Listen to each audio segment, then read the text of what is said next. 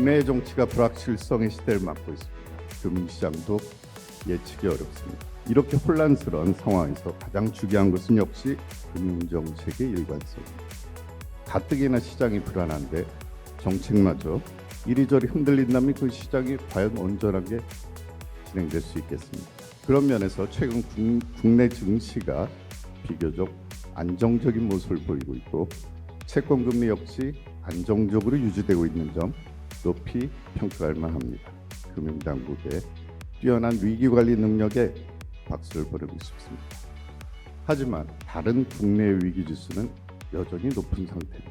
이렇게 불안과 안정이 혼재된 상황에서 과연 어떤 정책을 효과적으로 일관성 있게 펼칠 수 있을지 금융위원장님의 보견을 들어보는 자리를 오늘 마련했습니다.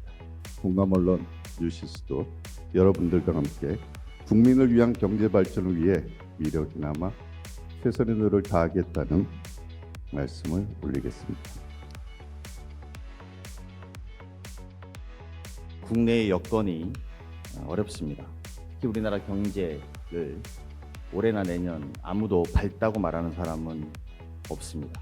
금융시장이 사실 모든 것들을 결정한다고 해도 과언이 아닐 정도로 우리나라 부동산부터 또 서민금융에 대한 문제라든지 또 코리아 디스카운트 문제 해결을 하기 위해 해야 되는 많은 우리 젊은 친구들의 주식시장, 자본시장 경쟁력을 강화해야 되고 또 우리 주식시장에서도 미치는 영향이 크고 요즘에는 가상자산까지 금융정책이 대한민국의 경제시장을 좌지우지한다고 해도 과언이 아닙니다. 우리나라 경제를 지탱하는 대들보 역할을 하고 있고 국가 경제의 지속가능한 성장과 또 앞으로의 미래를 직결된 것은 이 금융정책이라고 생각합니다.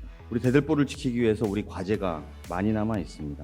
복합적인 위기 상황 속에서도 금융시장을 안정시키고 대외 신인도 사수를 위해서 일관성도 있어야 되겠고 또 동시에 혁신성도 가져야 되는 게 우리 금융정책이어야 된다고 생각합니다. 어렵다 이렇게 말한다고 해서 뭐 해결되는 건 없지 않습니까? 늘 어려웠고 늘 힘들었습니다. 그래도 우리가 돌파할 수 있었던 것은 이 위기를 함께 극복해야 된다고 하는 대한민국 특유의 저력과 특히 또 이런 어려운 상황 속에서 어떻게 해서라도 우리가 회복시켜야 되고 대한민국을 안정화시켜야 되며 나아가서 성장시켜야 된다는 공통의 국가 과제를 어렸을 때부터 몸으로 배우고 느끼고 서로 공유하고 있다고 생각합니다. 저는 무너지고 있는 이런 민생 경제를 우리 함께 같은 마음으로 살리고 나아가서 금융시장의 새로운 미래를 열어가는 것이 오늘 이 자리에 함께 하신 분들의 뜻과 마음이 아닐까 생각합니다.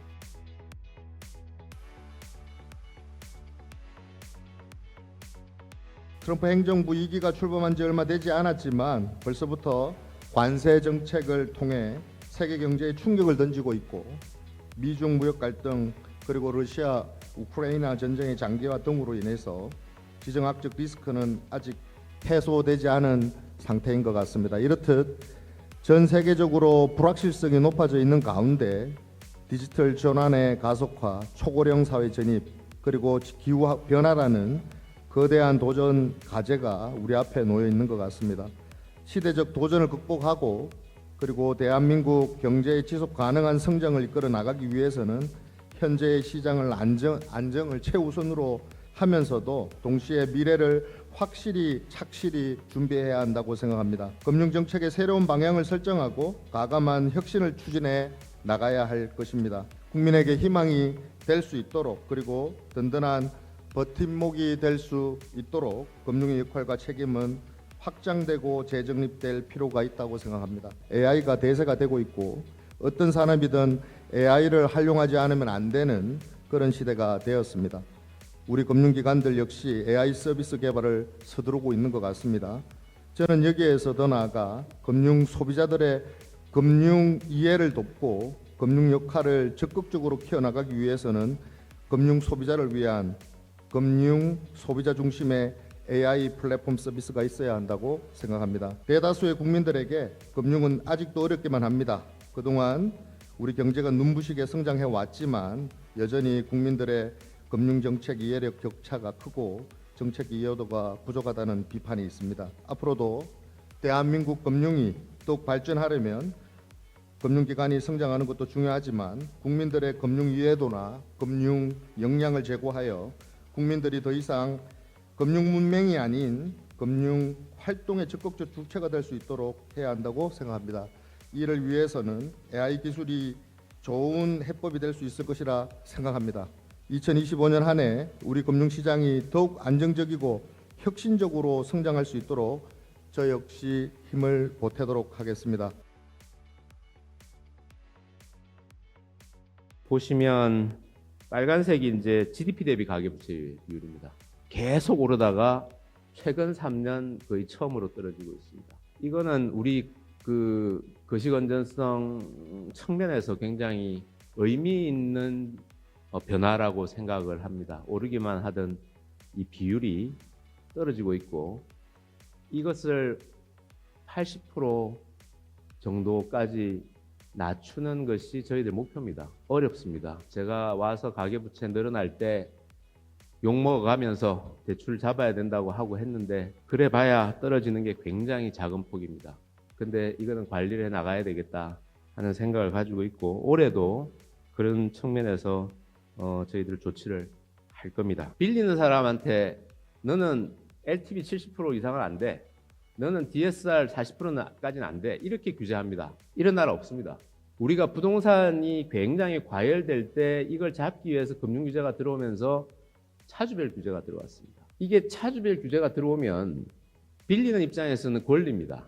제가 LTV 70%, DSR 40%까지는 나는 그걸 맞추면 그까지는 빌릴 수 있다라고 됩니다. 그래서 은행들은 그걸 거부하기가 굉장히 어려울 겁니다. 그런데 제가 말씀드린 거는 작년 말에 이루어진 은행들의 자율적인 부분, 이 부분들이 나름은 큰 변화고 시도였다 이렇게 생각을 합니다. 내부관리 DSR이라는 걸 제도를 도입했습니다. DSR 규제가 적용이 안 되는 대출도 은행들이 그 부분에 대해서 한번 산출해 봐라는 겁니다. 그리고 리스크가 어디 있는지를 보라는 겁니다. 그러면서 이제 은행 금융회사들이 스스로가 이 매크로 프루덴셜이라는 큰 어떤 감독의 어떤 지향점 하에서 어떻게 이 리스크를 관리할지에 대해서 좀 하는 시스템을 올해 한번 내부적으로 한번 보고 이 규제를 앞으로 어떻게 정치와 세밀해 나갈지를 고민해 나갈 생각입니다. 부동산 PF는 저희들이 이 부분을 제가 오고 나서 이건 반드시 우선적으로 해야 될 부분, 조금씩 금융감독원이 특히 많은 노력을 해주시고 금융회사들이 협조를 해주셔가지고 연착륙 과정에 들어가고 있습니다. 남은 과제는 앞으로입니다. 자기자본 비율 규제, 이 부분은 6월까지 어떤 로드맵으로 우리가 할지를 마련해서 발표할 생각입니다. 에쿼티로 좀 바꾸자 하는 데 있어가지고 하나의 중요한 과제입니다. 자기자본 비율이 5%도 안 되게 시작하는 PF가 최소한 한 20% 정도 자기자본을 가지고 출발하는 구조를 좀 바꾸고 가자. 시장에 미치는 영향을 보면서 저희들이 일정을 한번 잡아보겠습니다. 다음은 혁신입니다. 마음속에 두고 있는 큰 과제, 숙제가 이 혁신입니다. 일을 하시다가 새로운 걸 시도하시려다가 규제 때문에 잘 안 된다. 제도 때문에 잘 안 된다. 어디가 막혀 있다. 이런 거 올해 자유롭게 감독당국한테 건의해 주십시오. 그리고 혹시 실무선에서 이 부분에 대해서 안 된다고 거부되면 저한테 꼭 좀 말씀해 주십시오. 제가 한번 풀어보고 싶습니다. 제도화를 하고 수용하는 데 속도를 낼 겁니다. 그 속도를 내고 나아가는 데 있어서의 원칙과 방향은 있어야 된다고 생각을 합니다. 그 기본적인 제 생각은 가상자산 시장으로서의 기능과 체제와 시스템을 갖추는 부분은 좀 빨리 해야 되겠다라는 생각을 가지고 있습니다. 그런데 가상자산 시장과 기존 금융회사 시스템과의 연계성, 안전성 부분은 조금 신중하게 보고 가야 되겠다. 그런 관점으로 이 사안을 보고 여러 전문가들이 모이신 가상자산위원회 논의도 많이 거치고 또 여러 경로를 통해서 의견을 듣고 해서 올해는 가상자산과 관련한 시스템, 보통 2단계 입법이라고 저희들이 얘기를 합니다만 그거를 갖추겠다. 상황에 따라 속도를 좀 더 내겠다. 이런 말씀을 드리고